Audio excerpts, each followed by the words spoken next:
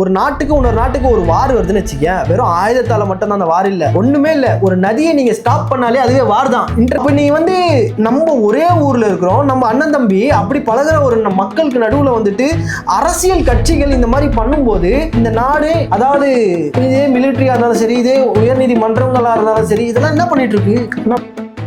வணக்கம் மக்களே, நான் உங்கள் உதயா. நான் உங்கள் நரேன். இது உங்கள் குரு சிஷ்யா காணொலி. இன்னைக்கு நம்ம பார்க்க போற செய்தி என்னன்னா, தேனி மாவட்டத்துல மலைப்பகுதியில் இருக்க மக்கள் இருக்காங்கல்ல, அவங்களெல்லாம் வந்துட்டு வெளிநடப்பு சொல்லியிருந்தாங்கல்ல, நேற்று பேசியிருந்தோம்ல, அதை கண்டிச்சு இன்னைக்கு நாம் தமிழர் சார்பா ஒரு ஆர்ப்பாட்டம் நடந்தது. அதுல நம்ம இடும்பவன் கார்த்தியார் கலந்துருக்காப்புல, ஹுமாயூன் அவரும் கலந்துருந்தாரு. அப்போ ஒரு சீமானனே நான் பார்த்த மாதிரி ஒரு ஃபீல் இருந்தது இந்த ஸ்பீச். எனக்கு அப்படிதான் தோணுச்சு. தற்கூரின்ற ஒரு விஷயமும் அங்க பதிவு பண்ணியிருக்காரு. நான் என்ன சொல்லுவேன்னா, ஆக்சுவலா ஹுமாயூன் அவர் வந்து ரொம்ப நாளாவே பேசிட்டு இருக்காரு. அவரை நான் ஃபாலோ பண்ணி தான் இருந்தேன். பட் ஆனா நடுவில் ஏதோ ஸ்டாப் ஆயிட்டாங்க அப்படின்னு தெரியல. நடுவில் வரல, நானும் அவர் ஸ்பீச் அவ்வளோ ஸ்ப்ரெட் ஆகல. எல்லாருக்கும் ஃபேமிலி சிச்சுவேஷன்ஸ். பட் ஆனா இது இவரோட ஸ்டைல் தான். அதுல ஒரு ஸ்பீச்ல அறிவார்ந்த சமூகமும் அதுல கொடுத்திருந்தாரு. அதாவது ஆக்சுவலா இவர் வந்து டீச்சர்னு நினைக்கிறேன். இத்தனை வருடங்களா அந்த டீச்சர் பத்தியும் அதுல பேசியிருக்காரு. அதாவது இத்தனை வருடங்களா நம்ம நாடு நம்ம தான் பாதுகாத்துட்டு இருக்கோம்னு நினைச்சோம். இங்க அதையும் மீறி பல உலக நாடுகளே நம்ம நாட்டை பாதுகாக்கிறாங்கன்றது இப்பதான் தெரிஞ்சுக்கிட்டோம். அது ஏன்னு தெரியல. நம்ம நாட்டை பாதுகாத்தா அவங்க நாடு நல்லா இருக்கும். ஆனா நம்ம ஊர்ல இருக்க தற்குறிங்களுக்கு நம்ம நாட்டை அழிக்கிறதுல தான் முன்னாடி போய் நிக்குதுங்க. ஆனா எனக்கு தெரிஞ்சு தற்குறிங்களுக்கு மட்டும் இல்ல, தற்குறின்னு மட்டும் சொல்ல முடியாது, மிச்ச தருதலைங்களும் அப்படிதான் இருக்குது. ஆமா, அதை சொன்னாரு அவரு. அதாவது பேசிட்டா கேஸ் போட்டுருவானுங்க. ஒரு இக்கோ சிஸ்டம், வெஸ்டர்ன் காட்ஸு, அப்புறம் மேற்கு தொடர்ச்சி மலையா இருந்தாலும் சரி, இந்த ஜவ்வாது மலை அதையும் அதில் சொல்லியிருந்தாரு. நம்ம சொல்லியிருந்தோம்ல, அதாவது pumping station, water pumping station அங்கே 2000 ஹெக்டார் கிட்ட வந்து அழிக்க எப்படி மனசு வருது? மலையெல்லாம் அழிக்க, மலையெல்லாம் தொட எப்படி மனசு வருது இவனுங்களுக்கு? ஆனால் மலையிலேயே பல வருடங்களா வசிக்கிற மக்களை அங்கேருந்து வெளியெடுக்கிறது மட்டும் முன்னாடி வந்துடுறாங்க. அப்போ சூப்பராக கேட்டார். எனக்கு இதான் இவரோட ஆக்சுவலாக எனக்கு சில டைம் தோணுது. எப்போனா உங்க கூட உட்காந்து பேசும்போது மட்டும் ஒரு டென்ஷனாக பேசுவீங்க, கோவப்பட்டு பேசுவீங்க, அவங்க பண்ணுறது தமிழ்நாட்டில் நடக்கிற விஷயத்தெல்லாம் பார்த்துட்டு. ஆனால் இவங்கள மாதிரி ஆள் ஸ்பீச் பார்க்கும்போது தான் நான் உங்ககிட்ட கேட்ட கேள்வி என்ன தற்கொலையாகிடுது. என்னன்னா, ஏன் கோவப்படுற, எதுக்கு இதை பண்றீங்க, இதை பண்ணி நீங்க என்ன பண்ண போறீங்க? இப்போ கோவம் வருது இல்ல, என் மேல எனக்கு கோவம் வருது. நான் உங்ககிட்ட கேட்ட கேள்விக்கு நான் கேட்டிருக்கேன்ல நிறைய வாட்டி, நீங்க இப்போ இது பேசி என்ன பண்ண போறீங்க, இப்போ நீங்க என்ன பண்ண போறீங்க அப்படின்னு கேட்டேன்ல. இதுக்கெல்லாம் பதில் அவர் சொன்ன மாதிரி இருந்தது எனக்கு. இந்த டிவி இவங்க இல்லைன்னா இப்போ மேற்கு தொடர்ச்சி மலையும் இருக்காது. நெக்ஸ்ட் 5 வருஷத்துல ஜவாது மலையை தூக்கிடுவானுங்க. இன்னும் கூட என்னென்ன மலை எல்லாத்தையும் தூக்கிடுவாங்க. போராட்ட களமா இருக்கு. அது இல்ல, ஏன்னா சவால் விடுறாரு, முடிஞ்சா கை வச்சு போடுறான். இந்த டீலிமிட்டேஷன் இருக்குல்ல, இதுல ஒரு பெரிய சூழ்ச்சியே இருக்கு இந்தியால. அதாவது தென் மாநிலங்கள் இருக்குல்ல, வட மாநிலங்கள், தென் மாநிலங்கள். இந்த வட மாநிலங்கள்லயே பாத்தீங்கன்னா எம்பியோட சீட்ஸ் வந்து இன்க்ரீஸ் பண்றாங்க. சோ இப்போ வந்து ஒரு 542 543 500 பிளஸ் இருக்கு.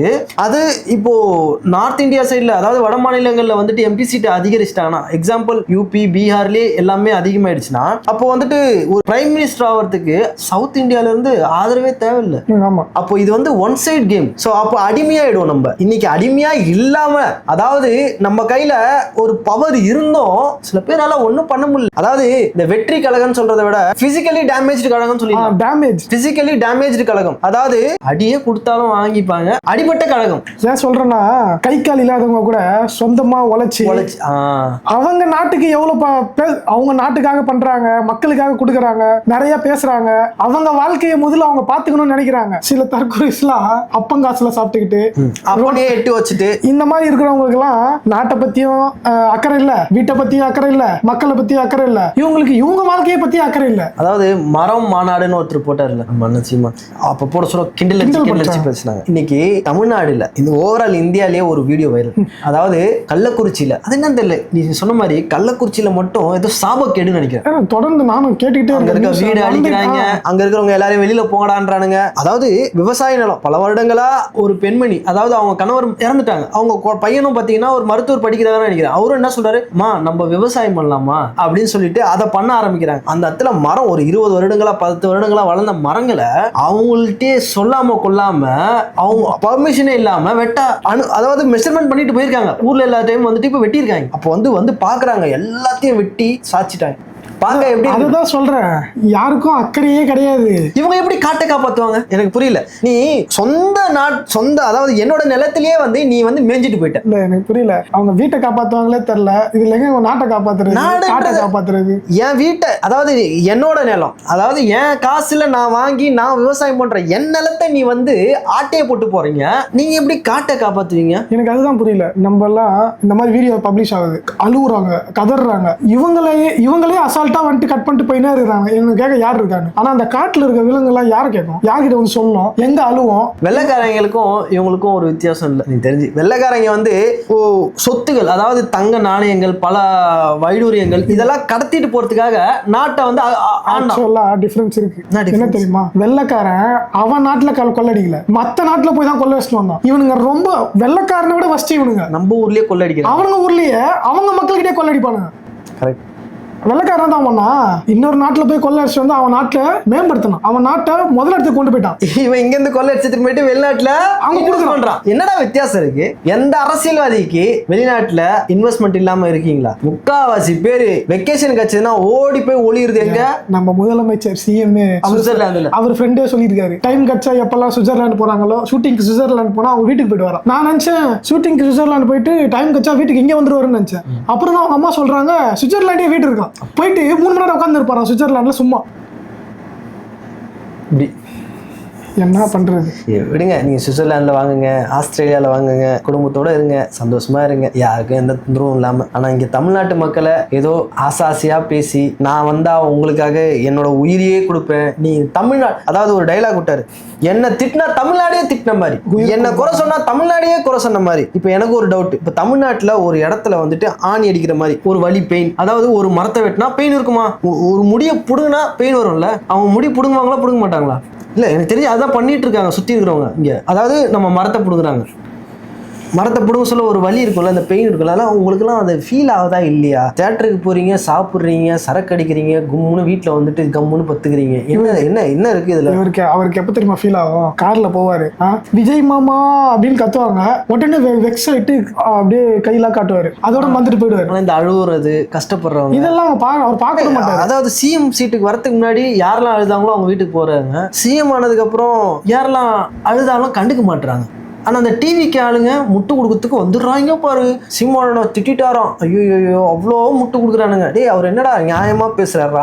நீங்க என்னைக்காச்சு உங்க அண்ணன் தப்பு பண்ணியிருக்காங்க, அதை பேசும்போது பார்க்கணுமே, அவதூறோட பேசுவீங்களா? அப்படியே உங்க அண்ணனை வந்துட்டு மாடிஃபை பண்ணி உங்க அண்ணனை மூஞ்ச மாடிஃபை பண்ணி அப்படியே குரங்கு மாதிரியும், நாய் வந்து காசு போடுற மாதிரி, அதாவது ஸ்டாலின் டிஎம்கே இவங்கலாம் வந்து காசு போடுற மாதிரியா, நாய் வந்துட்டு காசு வாங்குற மாதிரி சீமானனை, நாம் தமிழர் கட்சி, எப்படி இப்படிலாம் ஒரு கட்டமைப்பு. சரி, ஓகே, இப்போ சீமான் அண்ணா தப்பு பண்ணிட்டாரு அப்படின்னு வச்சுப்போம். இப்போ விஜய் அண்ணா தப்பு பண்றாரு, நீங்களும் அந்த மாதிரி ஒரு இமேஜை கிரியேட் பண்ணுவீங்களா? டிவிக்கே வந்து அப்படி இப்படி நாய் மாதிரி இதெல்லாம் பண்ணுவீங்களா? மனசாட்சி இருக்கா? ஃபர்ஸ்ட் ஆஃப் ஆல், அதாவது ஒரு ஹியூமன் பீயிங்கா கேட்குறேன், மிருகத்தனமா அது மென்டலி நீங்க வந்து அவுட் ஆஃப் ஆர்டர், நம்ம மனித பிறவில இல்லாம வேற ஏதோ ஜந்து பிறவில இருந்தீங்கன்னா உங்கள்கிட்ட நம்ம சொல்லி யூஸ், அவங்களுக்கு வேற வழி இல்லை. என்னன்னா இப்பவும் என்ன பண்றாங்க, நான் ஜெயிச்சே வந்துட்டாங்க, இப்பவும் என்ன பண்றாங்கன்னா நம்ம போயிட்டு கேட்டா பழைய வீடியோ இருக்குல்ல, சீமானன் அவரோட லைஃப் பத்தி சொல்லிப்பார்ல, நாங்க கடத்தைய பண்ணது, சாப்பிட்டது, வெளியே போனது, இதெல்லாம் எடுத்து வச்சு இன்னமும் பேசினுக்கிறாங்க. அவங்களுக்கு அதை விட்டு அரசியல் எதிர்த்து வேற பேசவே இல்லையே. இப்போ ஒன்னு கேட்கிறேன், திராணி இல்லையா? போயிட்டு அரசாங்கம் எதுக்கு இருக்கிறீங்கன்னு கேட்டா என்ன சொல்றாங்க தெரியுமா? நாம் தமிழர் கேஸ் போட்டாங்களாம், புலிகள் சரணாலயத்தை பாதுகாக்கணும்னு சொல்லிட்டு. யாரு? தீரன் திருமுருகன் இருக்கார்ல, அதாவது நாம் தமிழர் கட்சிக்கு வரதுக்கு முன்னாடி 2019 போட்ட கேஸ் 2022 வந்துட்டு தீர்ப்பு கிடைச்சது. அந்த கேஸை இவர் 2022 ஜாயின் பண்ணாரு. அதை இங்க பேசுறாங்க. அதாவது என்ன நிலம், அது மேய்ச்சல் நிலம் மீட்புக்காக அதை பேசினது. கார்பரேட் நிறுவனம் உள்ள வராம இருக்கு, சரி, ஆனா மக்களை வெளியே எடுத்தணும்னு சொல்லி அதெல்லாம் போடல. யாரோ ஒருத்தன் வந்து 450 பேர் தான் இருக்கிறாங்க இந்த இடத்துல, இதை வந்து மீட்டணும்னு சொல்லிட்டு ஜார்ஜ்ன்றவர் போயிட்டு கோர்ட்ல கேஸ் போட்டாராம். அதுக்கு வந்துட்டு நீதிபதி கேட்டுக்கிட்டு உடனே எல்லாத்தையும் வெளியில எடுங்க, மீறி அங்க யாராவது இருந்தாங்கன்னா ராணுவத்தையும் அனுப்பணும். கொஞ்சம் எனக்கு பயமாயிடுச்சு. டேய், 450 குடும்பம், 450 பேர் தான்டா அதை மென்ஷன் பண்ணியிருந்தீங்க, அதுக்கு நீங்க வந்துட்டு எதுக்குடா துணை ராணுவத்தை தூக்கிட்டு வரீங்க? அது வந்து நீங்க லோக்கல்ல இருக்க போலீஸ்ட சொன்னாலே அவங்களே வெளில வந்துருவாங்களே. 450 பேருக்கு எத்தனை துணை ராணுவம்? அப்போ அதாவது நீதிமன்றத்துக்கும் தெரிஞ்சிருக்கு துணை ராணுவம் வேணும்ட்டு. அது ஏன் நான் இன்னைக்கு பார்லிமெண்ட்ல ஒரு எம்பி பேசுறதை கேட்டேன். நான் அவங்க எம்பியா லோக்சபா மெம்பரானு எனக்கு தெரியல. பிஜேபியை பத்தி கேள்வி கேட்கறாங்க. என்னன்னா, இதுல கோர்ட்ல வக்கீல ஜட்ஜு வைக்கிறாங்கல்ல, அப்பாயிண்ட் பண்றாங்கல்ல, அந்த ஜட்ஜு அப்பாயிண்ட் பண்றது இன்னும் எக்ஸ்ட்ரா ஜட்ஜஸ் அப்பாயிண்ட் பண்ணணுமா? அந்த ஜட்ஜஸ்லாம் யாருன்னு பார்த்தா இது வரைக்கும் யாருமே கீழ் ஜாதியை சேர்ந்தவங்களே கிடையாது. எல்லாம் லோ காஸ்ட் யாரும் கிடையாது, டிஃபரெண்ட் ரிலீஜன்ல இருந்து யாரும் கிடையாது, எல்லாம் எல்லாம் அவங்க ஆளு. செட்டப் ஓப்பனா கேக்குறாங்க, பதிலே இல்ல. அதெல்லாம் இப்படிலாம் பண்ணிட்டே இருந்தா இங்க குண்டாசை கூட்டுவீங்க, இங்க மக்கள் வெளில வருவாங்க. அதுதான் இந்த பாரு, மக்களுக்கும் குண்டாசுக்கும் உமாயூன் ஓப்பனா சொல்லிட்டாரு, மக்களுக்கு நீ எவ்வளவு பெரிய மிலிட்டரியை வேணா கூட்டுன்னு வா, ஒண்ணும் பண்ண முடியாது. மக்களுக்கும் குண்டாசுக்கும் பிரச்சனை. அதாவது நாட்டை பாதுகாக்கிறவன் மக்கள் அழிக்க மாட்டான். ஆனா ஒன்னே ஒன்று மட்டும் மைண்ட்ல வச்சுக்கணும், இன்னொரு வாட்டி இந்த மிலிட்டரியை கூட்டின்னு வருவோம், ஃபோர்ஸ் எடுத்துட்டு வருவோம், தயவு செஞ்சு வேணாம். ஏன்னா 2 வாட்டி காமிச்சாச்சு. ஒன்னு ஜல்லிக்கட்டுக்காக சேர்ந்தோம் தமிழ்நாட்டுல, இன்னொன்னு டெல்லியில காமிச்சிட்டாங்க. இதுக்கு மேல இந்த ஃபோர்ஸை கூட்டின்னு வந்து நாங்க பெருசா பண்ணுவோம், நாங்க ஃபோர்ஸ் பண்ணி தள்ளிடுவோம் நினைச்சா பசங்க கண்டிப்பா கூடுவாங்க. விஜய் படம் பாப்பாங்க. இல்ல ஆக்சுவலா தற்கொலைஸ் ஒரு 1 கோடி பேர் இருக்காங்க தமிழ்நாட்டுல, இருக்கிறது 8 கோடி பேர். கூட இருக்காங்க, குடி பறிப்பான். நீங்க இங்க வாங்க, இந்த கும்பல் அடிங்க. என்னதான் சொன்னாலும் டிஎம்கேக்கு சப்போர்ட் பண்ற ஃபார்மர்ஸ் இருக்காங்க, டிஎம்கேக்கு சப்போர்ட் பண்ற ஸ்டூடெண்ட்ஸ் இருக்காங்க. அவங்களுக்கு எல்லாம் நாட்டு மேல பற்று இருக்கு. பட் ஆனா டிஎம்கேக்கு சப்போர்ட் பண்றாங்க, அவ்வளவுதானே தவிர தமிழ்நாட்டுக்கு மேல அக்கறை இருக்கு அவங்களுக்கு. ஓகேவா? அவங்க தமிழ்நாட்டை அழிக்கலாம் விட்டுற மாட்டாங்க. நீங்க டிவிகேல இருக்கிறவங்க தியேட்டர்ல உட்கார்ந்து இருப்பாங்க சொல்லுங்க, அதை நான் நம்புவேன். ஆனா டிஎம்கே ஏடிஎம்கேல இருக்கவங்க சில பேருக்கு, ஏன்னா அவங்க விவசாயம் பண்றாங்க, அவங்களுக்கு தெரியும். எனக்கு நம்பிக்கை இல்லைப்பா. எனக்கு என்ன தெரியுமா, அடித்தாலும் உழைச்சாலும் இந்த நாட்டுப்பற்று உள்ளவங்க சத்தியமா இந்த குடிகார கும்பலோ இல்லை திரையரங்கு பின்னாடியோ போயிருக்க மாட்டாங்க. கொஞ்சமாவது மாற்றத்தை எடுத்து வந்திருப்பாங்க. இன்னைக்கு யாரு பிரபாகரன் அவரை வந்து இந்த ஈழத்தமிழருக்கு அப்புறமா சில பிரச்சனைகளுக்கு அப்புறமா வெளியில வந்து அரசியல்லாம் புரிதல் படுத்தி அதுலேருந்து சீமான் பிள்ளைகளா பின்னாடி வந்து பல இயக்கங்கள் இன்னைக்கு மேலே வந்திருக்குன்றது காரணம் பிரபாகரன் அவர் தான். அவரோட வாழ்க்கையை பற்றி நினச்சி பார்க்க சொல்ல எப்படி புரட்சி பண்ணணும், எதுக்காக நம்ம வந்து குரல் கொடுக்கணும் அப்படின்றது தெளிவா தெரியும். இன்னும் கிளியரா சொல்லனா, உமாயன் அவர் சொன்னார்ல, அதையே சொல்லலாம். இவரு பிரபாகரன் வரத்துக்கு முன்னாடி, பிரபாகரன் அவரு ஃபேமஸ் ஆகிறதுக்கு முன்னாடி வரைக்கும் தமிழ்நாட்டு ஆளுங்களாவே எல்லா ஊர்லயும் எப்படி சொல்லுவாங்கன்னா கூலி எழுதி பச்சை எழுதி பயலாம், கூலினே தமிழ்னாவே கூலி. ஆனா இப்போ எப்படின்னா புலி. நீங்க புலியை சேர்ந்தவங்களா? தமிழ்னாவே, தமிழ்நாடுனாலே என்ன சொல்றது, ஒரு தலை நிமிர்ந்து தான் பாக்குறாங்க. அதுக்கு அது பேர் வாங்கிறது கொடுத்ததுக்கு காரணம் அவரோட பங்கு நிறைய இருக்கு.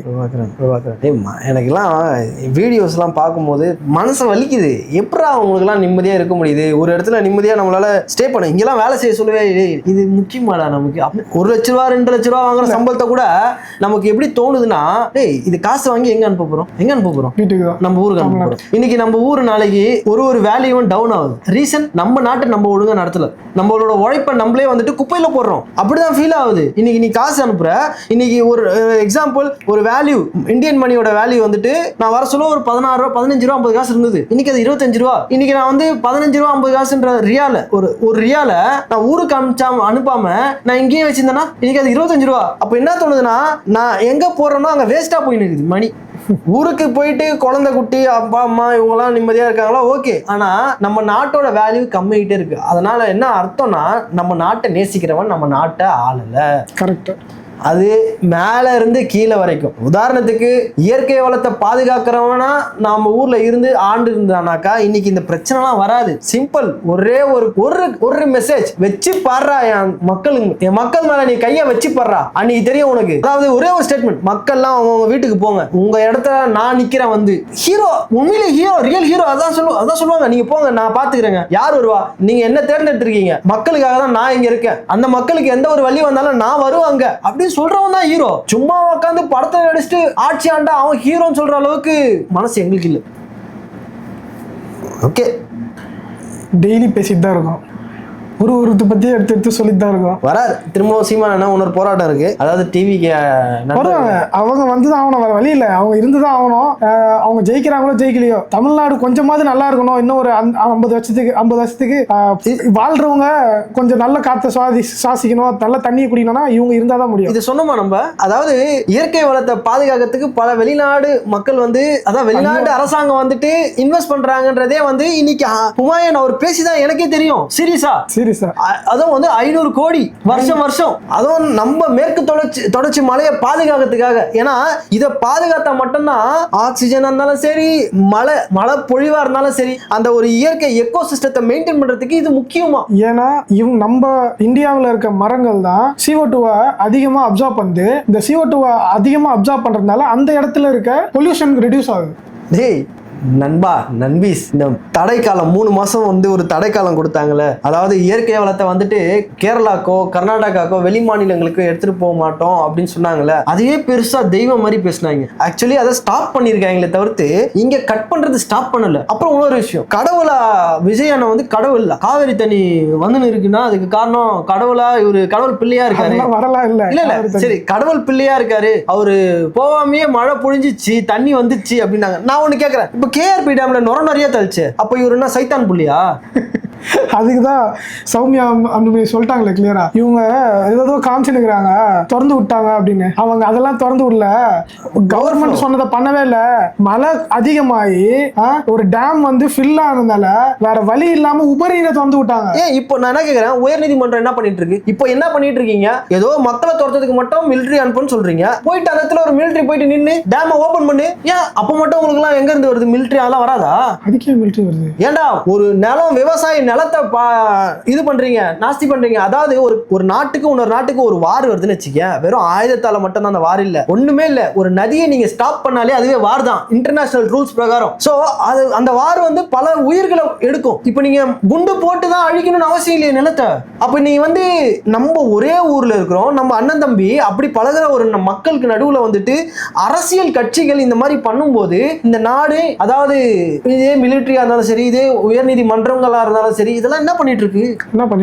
இந்த மாதிரி விஷயத்துக்கு இறங்கி வராம வேற எந்த விஷயத்துக்கு இறங்கி வரணும்? அவங்க எதுக்குமே இறங்கி வர மாட்டாங்க. அப்புறம் எதுக்கு அவங்க இறங்கி வராங்கன்னா அம்பானி வீட்டு ஸ்டெப்ஸ்ல இறங்கி வருவாங்க. அப்போ கண்டிப்பா சொல்றோம், மக்களாகிய எல்லாருமே கண்டிப்பா அவங்களோட உரிமையை அவங்க தான் பெற்றுக்கணும். யாருக்கிட்டையும் எதிர்பார்க்க முடியாது. சீமானன் சொன்ன மாதிரி புரட்சி கண்டிப்பா வெடிக்கும். புரட்சி இல்லாம மக்கள் வாழ முடியாதுன்ற சூழ்நிலைக்கு தள்ளப்பட்டு இருக்காங்க. அது அன்னைக்கே சொன்னாரு, ஒரு 15 வருஷமா கத்திட்டு இருக்காரு. அன்னைக்கே ஒரு வாய்ப்பை கொடுத்திருந்தா கூட இன்னைக்கு அதை கொஞ்சம் எதிர்த்து நின்று பேச திராணி உள்ள ஒரே மனுஷன் நம்ம ஊர்ல பாத்தீங்கன்னா எனக்கு தெரிஞ்சு சீமானன் தான். மத்தவங்க எல்லாருமே பாத்தீங்கன்னா இங்க அடிமையா போய் சிக்கிட்டாங்க. அன்புமணி ராமதாஸ் அவங்க ஒய்ஃப், அவங்க அவ்வளவு பேசுறாங்க, அவ்வளவு நாலேஜபிள் பர்சன். அவங்களும் பாத்தீங்கன்னா பிஜேபி கூட தான் இருக்காங்க. அதே பிஜேபி கிட்ட அவங்க பிரஷர் கொடுக்கலாம், இந்த மாதிரி எல்லாம் பண்ணாதீங்க, மலை பகுதியை வந்துட்டு இந்த மாதிரி கை வைக்காதீங்க, இந்த மாதிரி பண்ணீங்கன்னாக்கா இல்ல என்ன பண்ண முடியும், ஒரு சீட்டை தூக்கி வச்சுட்டு வாங்க வெளில. அந்த மாதிரி ஒரு ஆட்சியாளர் கூட நம்ம இல்ல, ஒரு சீட் இருக்கிறதுனால தான் அவங்க பேசுறாங்க உள்ள. அங்க பேசுங்க, இத அங்க பேசுறதுக்காக ஒருத்தங்க இருக்காங்களே, இத பேசுங்கன்ற. நான் உங்க கூட கூட்டணியில இருந்தாலும் இது தப்பு. நம்ம வந்து டிவி எனக்கு அப்படின்னா தெரியுதுன்னா, நீங்க அரசியல் பண்றதுக்காக நீங்க ஒரு போஸ்டிங் எடுத்து வச்சிட்டு இருக்க மாதிரி தெரியுது. டிவிக்கு வந்து எதிர்க்க சொல்ல உங்களோட ரேங்கிங்கை இன்க்ரீஸ் பண்ணிக்கணும், அதுக்காக பேசுற மாதிரி மட்டும் தான் இருக்கு. மக்களுக்காக பேசணும்னா மக்களோட பிரச்சனையை அவங்க பேசுறாங்க, மதிக்கிறோம். ரியலாவே எல்லாத்தையும் உட்காந்து எதிர்த்திட முடியாது ஒரு ஆளா.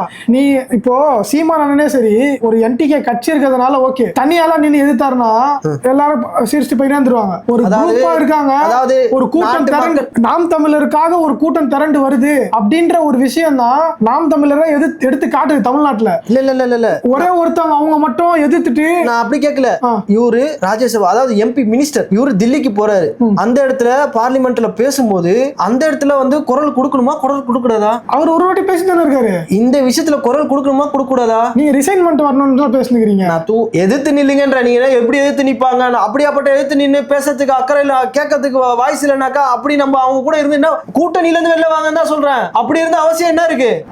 அது நம்ம இங்க இருந்து இல்ல, நம்ம இங்க இருந்துட்டு பேசலாம். பட் ஒருத்தவங்களுக்கு ஒரு விஷயம் இருக்கு, பாலிடிக்ஸ்ன்றது சிம்பிள் விஷயம் இல்ல. அந்த மாதிரி அப்போ உங்க அண்ணன் சொல்றது கரெக்ட், எல்லாரும் பேசிடலாம், உட்காந்து வேலை செஞ்சாதான் தெரியும், அதனால அந்த பிரச்சனை எல்லாம் தலையிட முடியல. புரியல. அப்போ நம்ம விஜய் என்ன சொல்றது ரைட்டு, விஜய் கம்முன்னு இருக்கிறது ரைட்டு, வாய் திறக்காம. அவர் வாய் திறக்காம இருக்காரு, சொன்னாரு நீங்க எங்க சொன்னாரு ஒண்ணுமே. அதாவது அவங்க சைடுல இருந்துட்டு இது உயர்நீதிமன்ற பிரச்சனை, இதுல நான் தலையிட முடியாது. அவங்க தாவேகா நம்பர்ஸ் எல்லாமே அதான் போடுறாங்க. நான் இப்ப தாவேகாவை கேக்குறேன், அதாவது கம்முன்னு இருக்கிறதுக்கு ரீசன் இதுதானா? கவர்மெண்ட்ல இருந்து சொல்றாங்களா இதை? அவங்க சைடுல கோர்ட் டிசிஷன், கம்முன்னு இருப்போம். வாயை திறக்கலையே, நான் என்ன கேக்குறேன், வாயை திறக்காத ரீசன் என்ன? வாயை திறக்கல. அப்ப அவங்கள கேள்வி கேட்கலாம், சிஎம் கேள்வி கேட்கலாம். இப்ப பிஎம் வந்து வாய் திறக்கலன்னா கேட்க கூடாதா? பிஎம் கேள்வி கேட்கலாம். யாரு கேட்கணும்? யாரு அங்க மேல உட்காந்து மக்கள் தான் செலக்ட் பண்ணிருக்காங்க. பிஎம் அதாவது மினிஸ்டர் மக்கள் தான் செலக்ட் பண்ணிருக்காங்க. அவர் அங்க மினிஸ்டரா இருக்காரு, அததான் சொல்றேன். அவர் நீங்க சொல்ற மாதிரி அங்க பேசினாருன்னா அவரை திரும்பி நார்மல் மக்களாவே அவருக்கு ஆகிடுவாங்கன்ற. அப்புறம் எதுக்கு அந்த பதவி அவருக்கு தேவை? அவர் எதுக்கு? அதான் சொல்லுங்க, அதுதான் பேச வரேன் நான். அப்புறம் எதுக்கு அந்த பதவி? ஏதாச்சும் பேசணும்ல, தமிழ்நாட்டுக்காக பேசுறதுக்கு ஒருத்தங்க தெரியணும்ல. ஊரே அழியுது, அந்த இடத்துல பேச கூடாதா இல்ல பேசணுமா? எவ்வளவு பேச முடியுமோ அவ்வளவுதான் பேச முடியும். அதாவது நீங்க பேசணுமா பேசக்கூடாதா? நீங்க ஒரு கருத்தை எடுத்து வைக்கிறீங்கன்னா அது கன்ஸ்ட்ரக்டிவா இருக்கணும். இப்ப நீங்க டிஸ்ட்ரக்ஷன் என்ன சொல்றது, டோட்டலா அடிச்சிட்டு எல்லாம் பேசிட்டு அப்படி இருக்கும். எப்படி தூக்கி ரிசைன் பண்ண சொல்ல, அந்த கூட்டணியில இருந்து வெளில வாங்க, அவ்வளவுதான். அந்த மாதிரி மக்களுக்கு உதவி செய்யலையா, நம்ம எதுக்கு அவங்க கூட நிக்கணும்? சண்டை செய்வோம், செஞ்சுதான் ஆகணும், வேற என்ன பண்ண முடியும்? அப்ப சைலண்டா இருந்து என்ன நடக்கும்ன்ற, நான் சைலண்டா இருந்து என்ன நடக்கும்? ஒரு ஊர் மக்கள் அழிக்கிற இடத்துல ஒரு திட்டம் வருதுன்னா அந்த இடத்துல நம்ம அதை ஏத்து தான் பேசணும். ஏதாவது இருக்கா இது நினைக்கிறேன், இன்டைரக்ட்லி ஏதாவது பண்ணணுமா? டைரக்டா பேசுறேன் நான், என் ஊர்ல இருக்க மக்களுக்காக தான் நான் இங்க இருக்கேன். என் ஊர் மக்கள் பாதுகாப்பா இருக்கணும், அதுக்கு நீங்க வந்து சப்போர்ட் பண்ணணும். ஒண்ணு ஃப்ரெண்டா பேசுங்க, கிடைக்கலையா அந்த ஃப்ரெண்ட் எதுக்கு நமக்கு? விட்டு அந்த மக்களுக்காக நீங்க நின்னா இந்த மக்கள் கூட்டமே உங்களுக்கு நிற்கும். நீங்க சொல்றதெல்லாம் கரெக்ட் தான். நான் என்ன கேக்குறேன், புரட்சி எப்படி வெடிக்கும்? இப்படி வெடிக்குமா இல்ல எப்படி வெடிக்கும்? இப்படி பண்ணாதான் புரட்சி வெடிக்கும். இது பண்ணாம எப்படி புரட்சி வரும்? ஒருத்தர் வந்து அதாவது பார்லிமெண்ட் டெல்லியில நம்ம குரலை கேட்கறதுக்கு மக்கள் இல்ல, அதாவது கேட்க மாட்டாங்க மினிஸ்டர்ஸ்னா. சரி ஓகே, நீங்க கேட்கலாம். எனக்கு என்ன கடைசி என்ன சொல்ல வரேன்னா, நீங்க சொல்றீங்க ஓகே புரட்சி வரும், மக்கள் சப்போர்ட் பண்ணுவாங்க, ஓகே. பட் ஆனா நீங்க சொல்ற மாதிரிலாம் அங்க பண்ற முடியாது, பண்ண மாட்டாங்க. அதான் ஒரு லீடர் சரியா தான் நடக்கும்ன்ற. நான் லீடர் வந்து எப்படி இருக்கணும்னா 100% மக்கள் இருக்கணும். அப்படி 100% மக்களுக்காக இருக்க முடியாது அப்படி சொன்னா அது ஏதோ செல்ஃபிஷ்காக இருக்காங்க. ஆமா, எல்லாரும் அதான். அப்போ பாலிடிக்ஸ் அப்படிதான் நடக்குறீங்க. நான் தான் சொல்றேன்ல, 100% எதிர்க்க முடியாத ஒருத்தனை நம்ம நாட்டுல நம்ம நிக்க வச்சா நம்ம ஒரு நாள் அழிஞ்சுதான் போவோம். அது கரெக்ட், அழிஞ்சுதான் போவோம். ஏதோ கவுண்டர் கொடுக்கணுன்றதுக்காக இருக்க மாதிரி எனக்கு ஃபீல் ஆகுது, அவ்வளவுதான். ஓகே, அதுதான் உண்மை எனக்கு தெரிஞ்சு. ஓகே, நான் பேசுறாங்க, எடுத்து பேசுறாங்க, அவர் பண்ற தப்பு, அவ்வளவுதான். நல்லவரா இருந்தா அவர் திருத்திக்கணும், இல்ல இவங்கள மாதிரி ஆட்களுக்கு மக்கள் நம்பி பின்னாடி போவாங்க. பாப்போம் இந்த காணொலி எப்படி இருக்குன்றத. நான் ஏதாவது தவறா கூட சொல்லியிருக்கலாம், மென்ஷன் பண்ணுங்க கமெண்ட் பாக்ஸ்ல. இந்த காணொலி எப்படி இருக்குன்றத மறக்காம கமெண்ட் பாக்ஸ்ல மென்ஷன் பண்ணுங்க. மீண்டும் ஒரு நல்ல காணொலியுடன் திரும்ப சந்திக்கும் வரை உங்களிடம் இருந்து விடைபெறுவது உங்கள் உதயா மற்றும் உங்கள் நரேன். பாய்.